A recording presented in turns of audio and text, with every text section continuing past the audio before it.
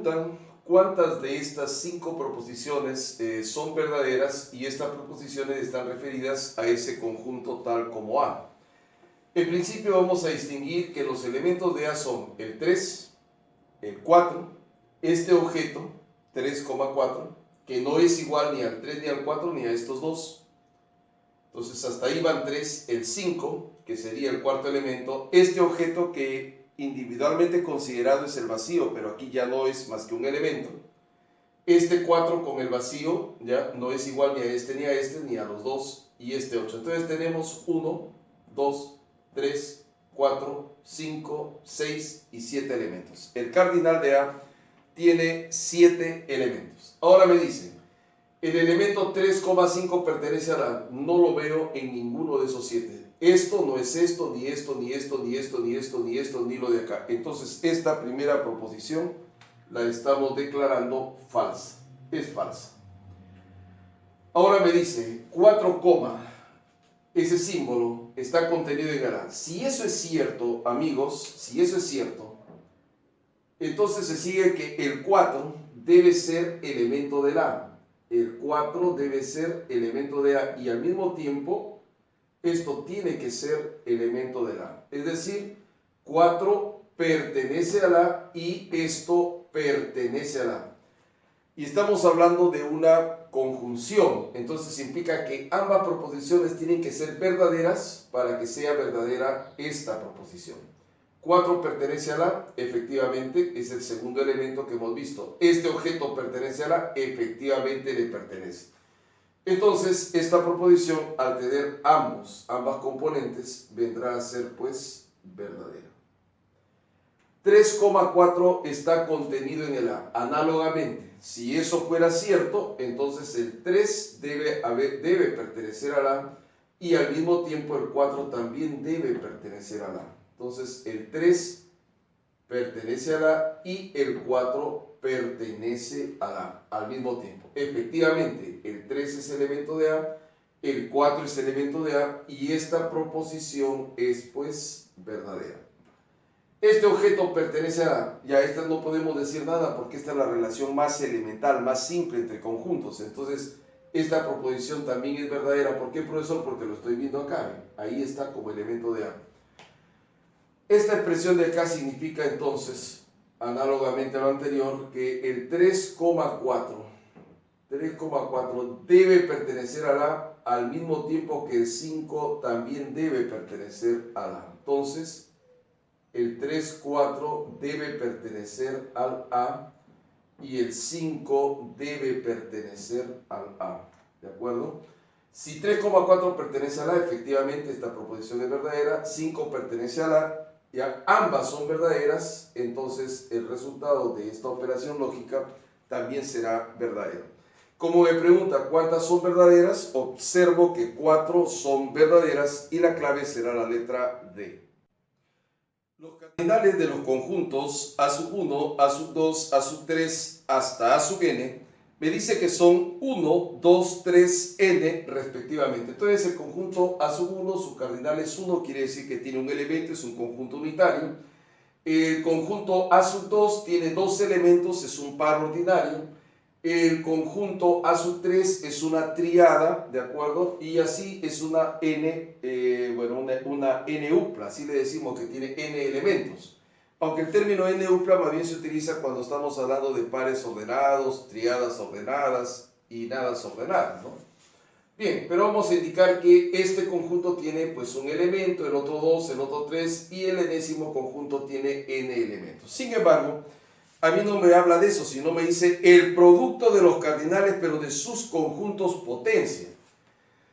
Bien, entonces el cardinal del conjunto potencia es 2 elevado al cardinal del conjunto. Entonces acá yo voy a tener pues 2 elevado al cardinal del primer conjunto y se está multiplicando con 2 al cardinal del segundo conjunto y luego por 2 al cardinal del tercer conjunto y luego 2 al cardinal del enésimo conjunto.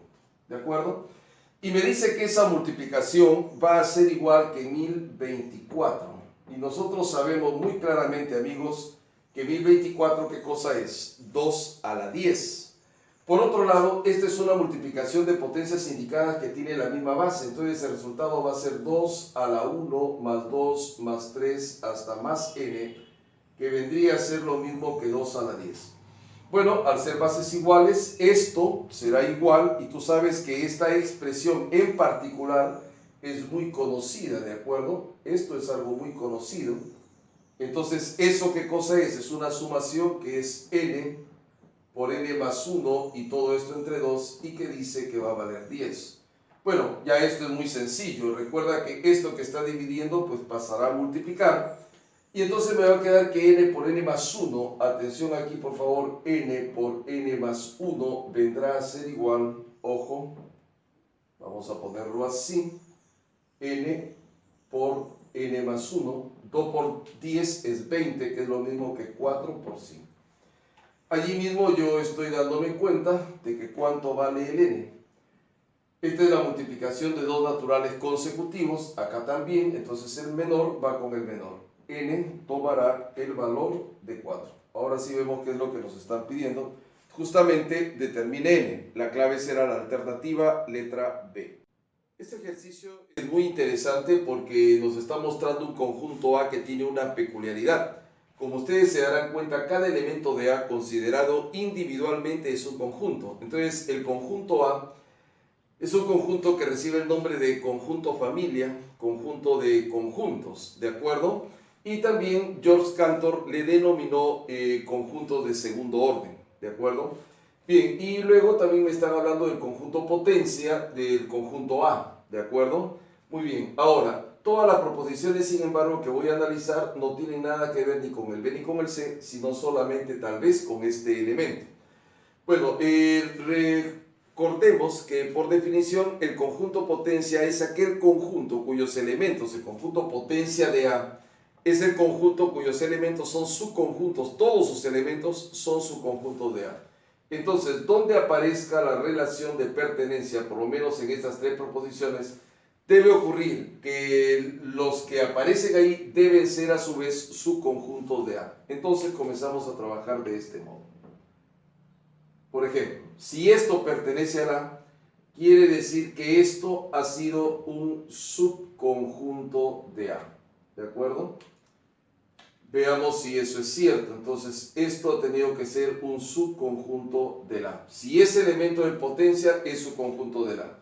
Si esto es subconjunto de A, entonces este de acá habrá sido elemento de la. ¿Esa es verdadera o es falsa? Estoy analizando que ahí está. Entonces quiere decir que esta proposición es verdadera, ¿no? Y de esa manera, mediante esta secuencia, nosotros hemos determinado fácilmente que la proposición original es correcta, no porque me parece, sino porque la estamos deduciendo del modo más preciso, ¿no?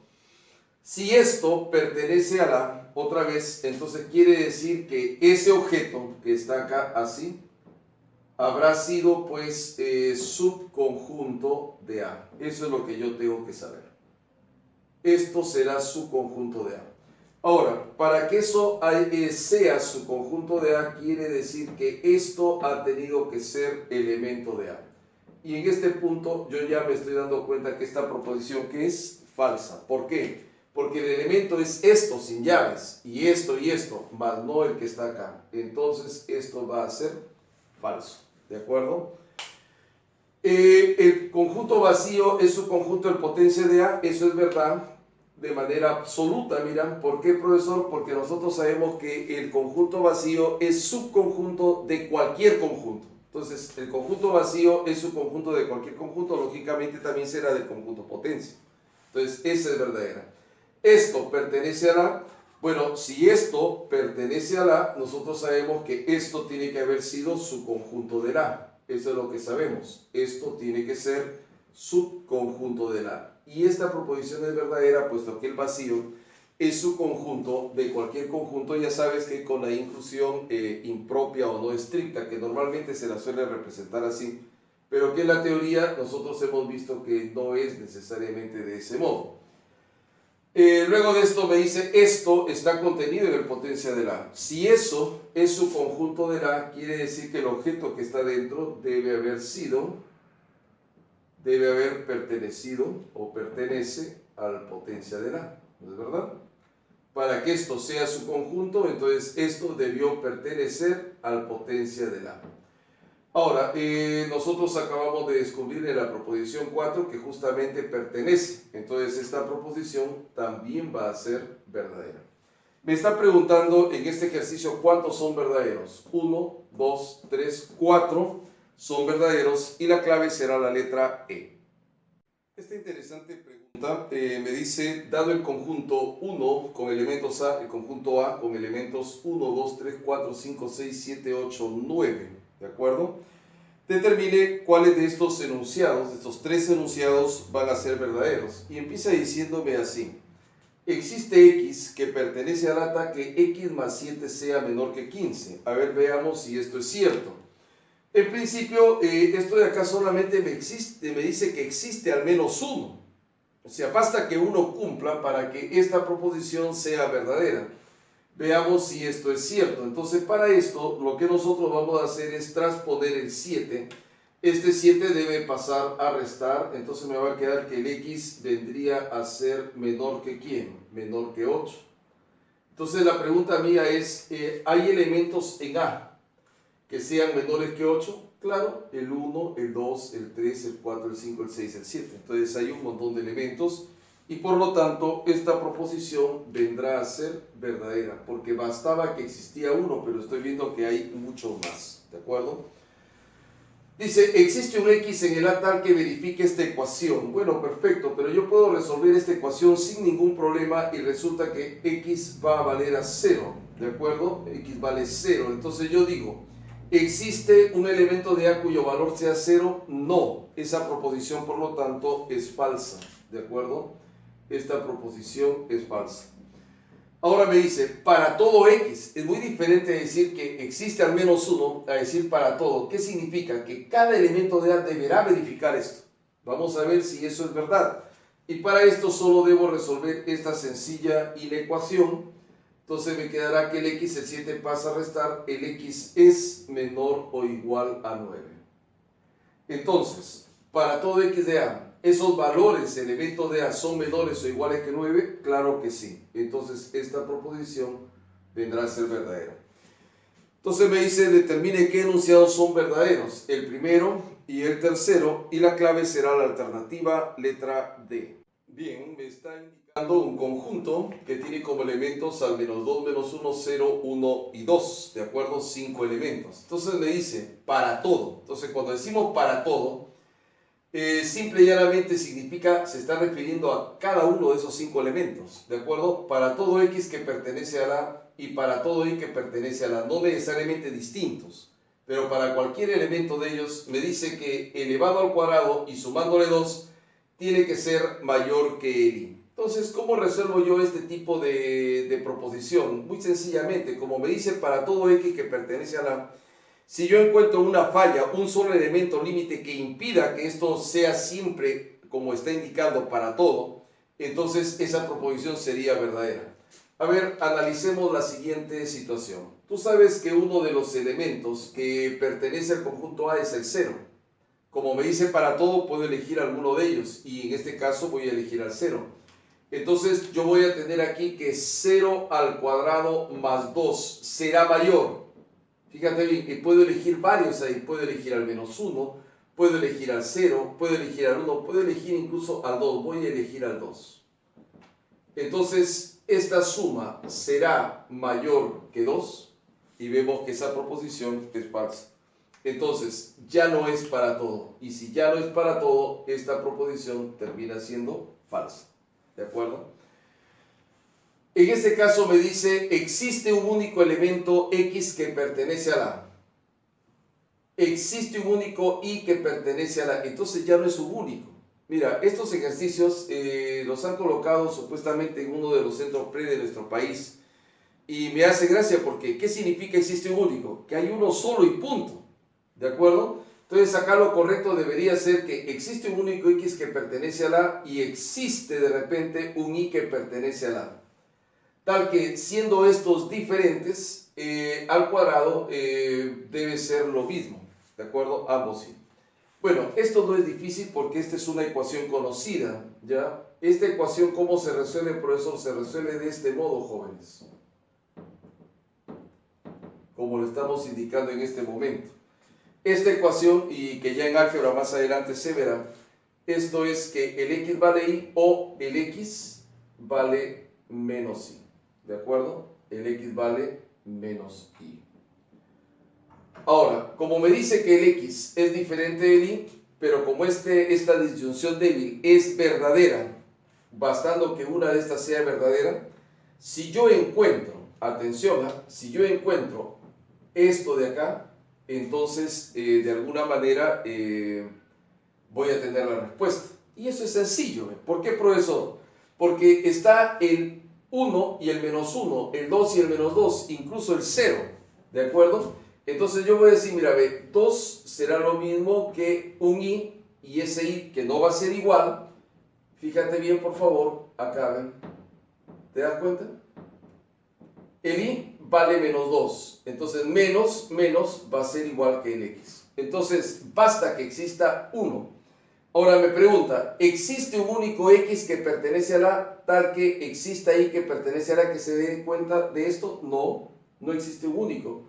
Porque lo mismo puede pasar acá, ¿ven? Excuse me. Lo mismo puede pasar acá con este valor. Ahí lo tenemos, ¿ves? Ahí lo mismo puede pasar. Entonces ya no hay uno solo, ¿de acuerdo? Quiere decir, por lo tanto, que esta proposición, ¿qué será? Será falsa. En cambio, esto de acá es verdadero siempre, porque sabemos que cualquier número elevado al cuadrado o es 0 o es positivo. Lo mismo ocurrirá para acá. Entonces, si sumo esto, si ambos son 0, ¿ya? Porque entonces mayor o igual que 0, ¿de acuerdo? Y en general, si son diferentes de 0, será solamente mayor que 0. Esta proposición es verdadera siempre. Entonces, ¿cuál es la clave? Dice, ¿cuál de estos enunciados es verdadero? Solamente el tercero. Y la respuesta es la alternativa letra en A.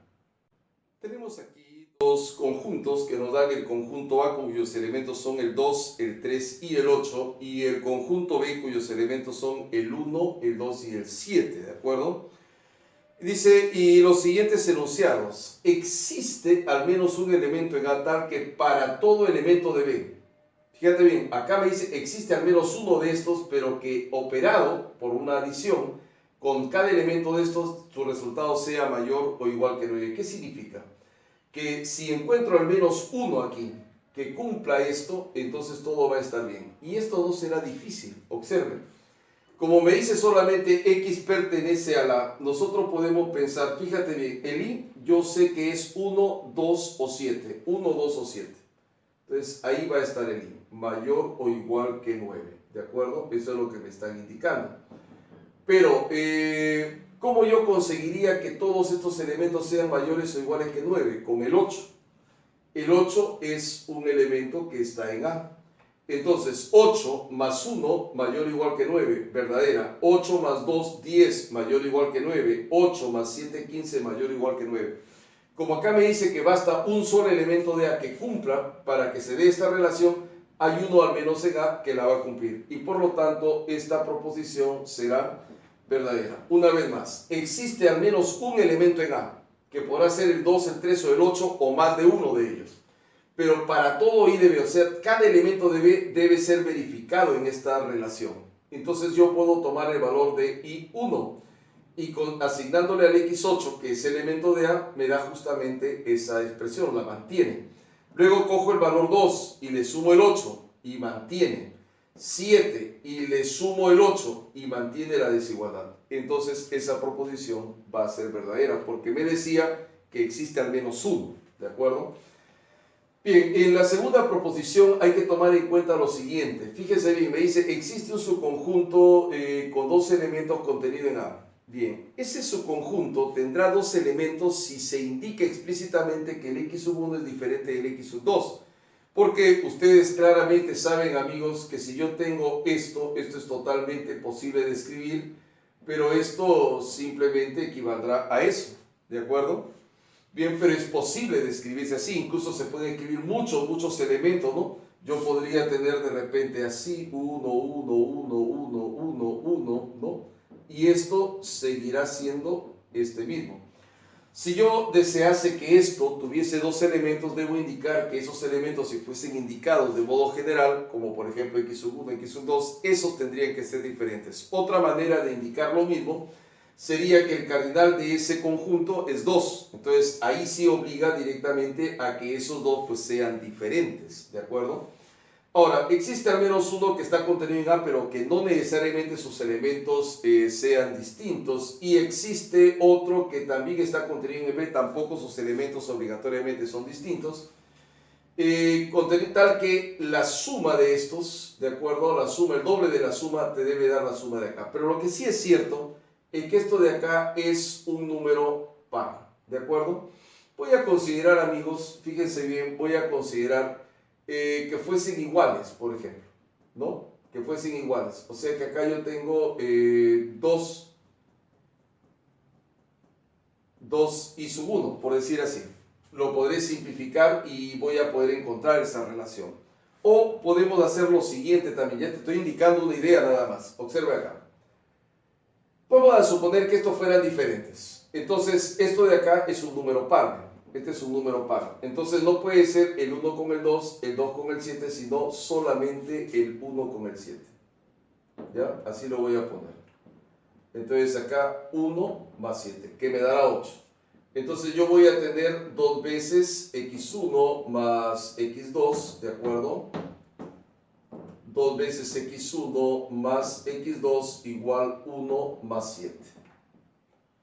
2 veces x1 más x2 igual que 1 más 7. Ahora paso a dividir y me quedaría que x1 más x2 va a ser pues 4.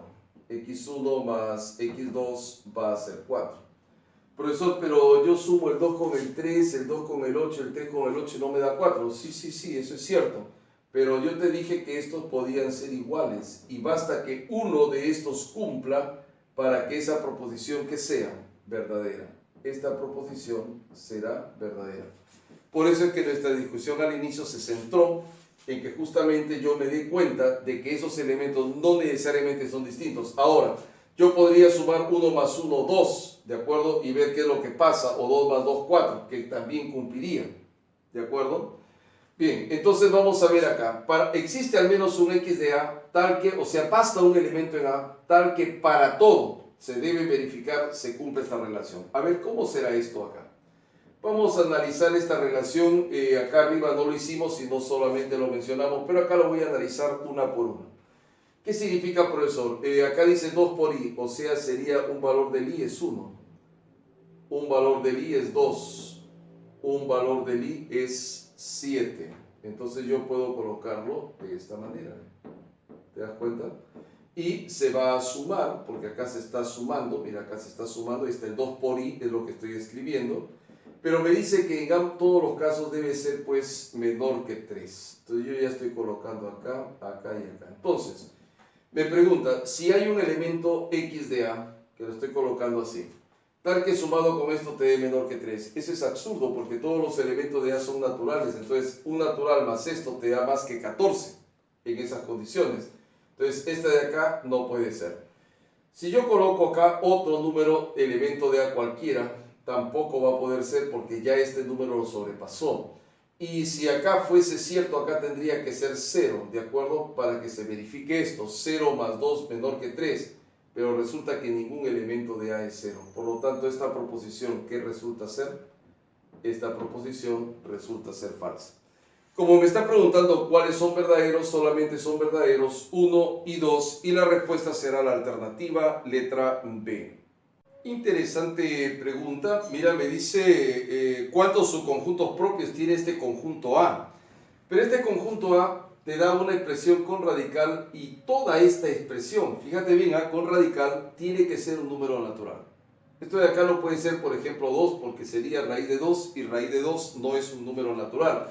Pero esto podría valer 0, porque la raíz de 0 es 0 y te da un número natural. Podría valer 1, porque la raíz cuadrada de 1 es 1 y es un número natural. Podría valer 4, porque la raíz de 4 es 2 y te da pues un número natural. ¿De acuerdo? Ahora bien, acá me dan esta desigualdad, pero hay que tener mucho cuidado porque en esta desigualdad no me dicen que el x es un número natural, ¿de acuerdo? Entonces, si no me dicen eso, yo debo tener claro que se trata de una desigualdad, pero en números reales. Ahora, los valores que yo acá pueda sustituir ahí, que me permitan números naturales, eso ya es otro cuento. Por otro lado, no necesariamente tienen que ser valores enteros acá. ¿De acuerdo? Podría ser que fuesen fracciones o incluso algún irracional, quién sabe, pero que sustituido ahí la raíz cuadrada me dé un número natural. Entonces es una expresión que podría ser un poco compleja si lo que yo quisiese es buscar valores para poder sustituirlos. Entonces, ¿qué se hace, profesor? Lo que hay que hacer es primero desarrollar esto. Y aquí hay un detalle curioso que deberíamos habernos dado cuenta. Mira, 3 más 5, ¿cuánto es? Es 8, justamente como está ahí. Entonces, ¿qué vamos a hacer? Vamos a utilizar la potente regla del aspa, 3x y x para poder factorizar esto. Entonces, 3x por x te da el x al cuadrado, 5 por 1, ambos con signo negativo te da el más 5, pero además, menos 3x menos 5x justamente me dan el menos 8x. ¿Qué quiere decir, profesor? Esto quiere decir simplemente, amigos, que lo que tú tienes aquí en esta expresión es esta que voy a escribir en este momento, ¿de acuerdo? Así ve. O sea, yo lo que tengo en realidad es 3x menos 5 por x menos 1. Entonces, si en lugar de esto yo pongo esto, quiero que te des cuenta que en el denominador está el x menos 1. Profesor, ¿se puede simplificar? Claro que sí, porque no importa, los valores del x están entre 3 y 10 y esta expresión nunca va a ser 0. Sería 0 si el x tomase el valor 1, pero no está allí, entonces se va a simplificar. Y lo que yo en realidad estoy obteniendo es un radical de este tipo. Atención, por favor. Cuando yo reemplazo este producto al que equivale esto, factorizado, lo reemplazo acá, el x menos 1 desaparece. No tengo ningún problema con eso porque el x no es 1, dado que el x toma valores entre 3 y 10. Así que lo único que me está quedando es que el 3x menos 5, 3x menos 5, debe pertenecer a los números naturales. Y ahora esto ya es bastante sencillo. ¿A qué se refiere, profesor? A que tú acá, amigo, tienes x, pero tú no quieres x, tú quieres 3x para poder hacer tu evaluación. Entonces voy a multiplicar por 3. Entonces yo multiplicaré por 3. Muy bien, si multiplico por 3 la desigualdad, me queda 9, me queda pues 3x y me queda 30. ¿Estamos de acuerdo? Me quedaría 3 menor o igual, menor o igual. Ahora le voy a restar 5. Entonces le resto 5 y ¿cuánto te va a quedar? 4. Te va a quedar 3x menos 5 y te va a quedar 25. ¿De acuerdo? Así. Ahora, yo debo extraer raíz cuadrada. ¿Y cuánto me va a quedar aquí? 2 menor o igual que la raíz cuadrada, 3x menos 5, y esto es menor o igual que 5. Ahora sí, ¿quién va a ser el conjunto A? El conjunto A va a tener los siguientes elementos. Tú quieres que esto sea un número natural, entonces tendrá al elemento 2, puesto que ese es uno de sus valores, al elemento 3, al elemento 4 y al elemento 5. Quiere decir entonces que el número de valores, fíjate bien, que tiene, o cuántos elementos tiene el conjunto A, es 4, y eso es crucial para obtener el número de subconjuntos propios, ¿no? Porque el número de subconjuntos propios, amigos, no es otra cosa que 2 al cardinal de A, pero menos 1. 2 al cardinal de A menos 1. Y que yo sepa, esto es 2 a la 4, porque el cardinal de A es 4, menos 1. ¿Y cuánto te va a dar como resultado esto? Esto te va a dar como resultado 15. Y la respuesta será la alternativa letra enano. Muchas maneras de enfocar la resolución de esta pregunta, pero en principio deben darse cuenta que dicen que hay B son conjuntos unitarios tales que el conjunto A es x al cuadrado más y. Ahí no hay dos elementos, hay un solo elemento. Y el conjunto B es x menos 2y, que también tiene un solo elemento, entonces son unitarios. Pero además la intersección de ellos te da este resultado. Y si la intersección de ellos te da el resultado, quiere decir que esta intersección es igual a cada uno de ellos. O mejor dicho, este elemento y este elemento son el mismo elemento que está acá. A y B son unitarios y además son iguales. Eso es lo que me está queriendo decir. Ahora, yo puedo comenzar resolviendo de esta forma. Fíjense bien, me fijo en estos dos. Me dice que x menos 2y debe ser lo mismo que x más y al cuadrado. Profesor, ¿por qué empezó ahí? Porque voy a eliminar la x y me voy a quedar solamente con la y. Y de esa manera yo voy a poder saber con precisión quién es la y. Y luego yo ya lo podré reemplazar, por ejemplo, acá en esto, y obtener el resultado que estoy buscando. Fíjese. Esto se va con esto, entonces voy a transponer y a la vez que transpongo, bueno, me va a quedar aquí, pues y al cuadrado más 2y, ¿estamos de acuerdo? Y al cuadrado más 2y, que va a valer ¿cuánto? Que va a valer 0. Y al cuadrado más 2y vale 0. Te lo factorizo y por y más 2, ¿de acuerdo? Y de esta manera yo voy a obtener los dos valores que el y presenta. Fíjese bien, el i va a poder tomar el valor de 0 o el i va a poder tomar el valor de menos 2. ¿Estamos de acuerdo? Y estos son valores fijos. Ahora, ¿puedo trabajar estas dos de acá o puedo trabajar estas dos de acá? Voy a trabajar con estas dos ahora, ¿de acuerdo? Y paso por aquí. X al cuadrado dice, x al cuadrado más y debe ser lo mismo que x menos 2y. Aquí yo tengo dos caminos. El primero es si el i toma el valor de 0. ¿Ya? Primer camino, si el i toma el valor de 0. Segundo camino, si el i toma el valor de menos 2. Entonces, si el i vale 0, entonces todo esto vale 0 y me quedaría que x al cuadrado menos x va a valer 0 también. ¿De acuerdo? X al cuadrado menos x va a valer 0 porque esto desaparece, el x pasa a restar. X por x menos 1 te va a valer como 0. Y aquí voy a sacar el valor de x, 0 y 1.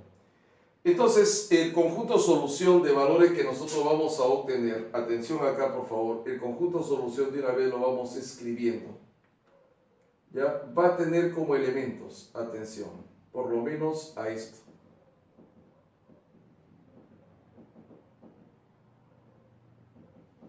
Vamos a ver. El i va a valer 0. Entonces, hay una opción en la que el x vale 0 aquí y otra opción en la que x vale 1. ¿De acuerdo? Esto no es difícil, lo voy a escribir rápidamente, pero ya lo estamos apreciando sin necesidad de hacerlo. X puede valer 0 o x puede valer 1. ¿Qué pasa cuando el x vale menos 2? Bueno, muy bien. Entonces yo voy a tener acá simplemente x al cuadrado. Atención, este menos 2 pasa a sumar allá. Entonces te va a quedar 3y. Pero como el x vale menos 2, sería pues menos 6. ¿Estamos de acuerdo? Entonces repito otra vez. Este menos 2y pasa a sumar, tienes 3y. Pero como el y vale menos 2, 3 por menos 2 es menos 6. Este x también pasa a restar, te va a quedar acá menos x y su valor va a ser 0. Ahora, esta cosita de acá, amigos, no es difícil, creo que todos ustedes se dan cuenta. Esto es lo mismo que x menos 2 por x más 3, ¿no? Aquí lo voy a poner, mira, observa, se coloca así, x y x, ¿de acuerdo? De esta forma, igual que 0. ¿Ya?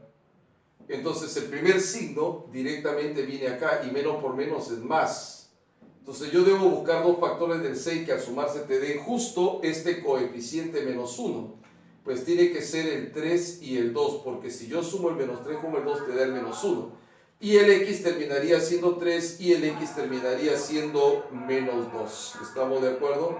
X vale 3 o x vale menos 2. Bueno, con esa posibilidad de que el y vale menos 2 en ambos casos, hemos obtenido el siguiente valor. Menos 2, menos 2. Para el x el valor 3 y para el x también el valor menos 2. Como lo que a mí me está preguntando es el mínimo valor, fíjate bien, de x más y, acá x más y vale 0, acá vale 1, acá vale 1, pero acá vale menos 4. Entonces, el x más y mínimo, de acuerdo, ha sido menos 4. X más y mínimo está siendo menos 4. Y la clave será la alternativa letra C. Interesantísima pregunta. Mira, me dice, el conjunto universal tiene como elementos al 1, 2, 3, 4, 5, 6, 7, 8 y 9. Además, el conjunto A de todos estos elementos tiene a los pares, 2, 4, 6, 8, y el conjunto B tiene a los impares. Eso me permite establecer de manera inmediata que el A y el B son conjuntos disjuntos, ¿de acuerdo? Pero el conjunto C va a tener al 3, al 4 y al 5. Vamos a ubicar primero estos elementos del C. Tenga en cuenta que como el B tiene los impares, entonces acá debe estar el 3 y acá debe estar el 5, ¿de acuerdo? Indicados de esta forma, 3 y 5. Ahora, todavía faltaría considerar el 1, el 7 y el 9, ¿de acuerdo? Dentro del conjunto B. Luego de eso, sobre el caso del A, también tiene al 4, pero acá está el 2, el 6 y el 8.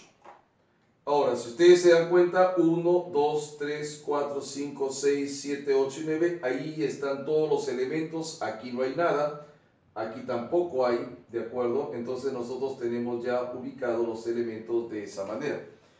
Ahora me dice, determine un subconjunto X del conjunto universal, un subconjunto X que sea a su vez subconjunto del C.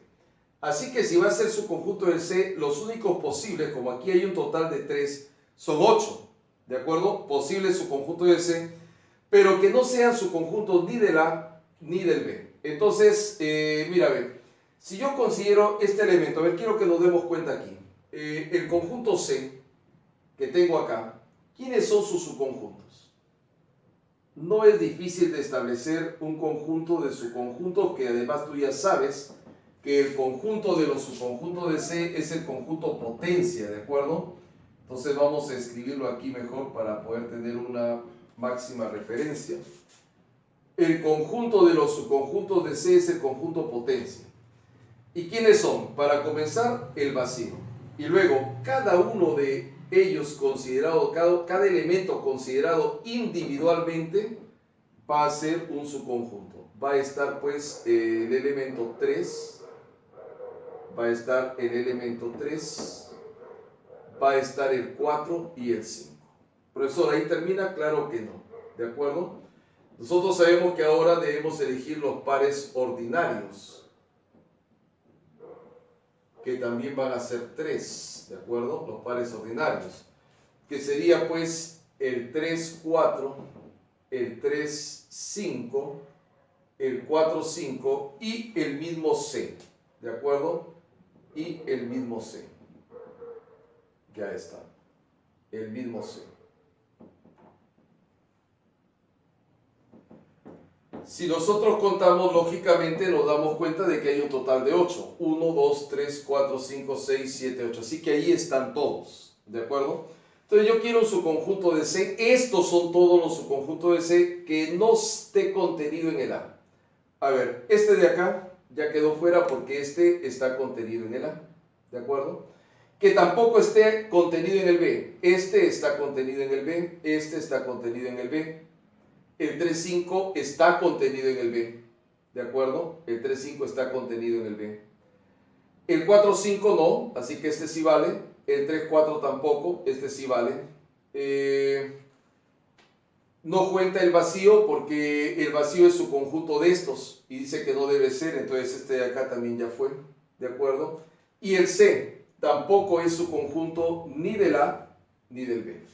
Entonces, un subconjunto X que esté contenido en el C está contenido en sí mismo, entonces es válido. Que no sea subconjunto de A, el C no es subconjunto de A, el C no es subconjunto de B, ¿de acuerdo? Y estos dos que han quedado acá, que no, tampoco son subconjuntos ni de A ni de B. Entonces, ¿cuántos son? 3. Me pregunta, ¿cuántos conjuntos X existen? 1, 2 y 3. Y la clave será la alternativa letra D.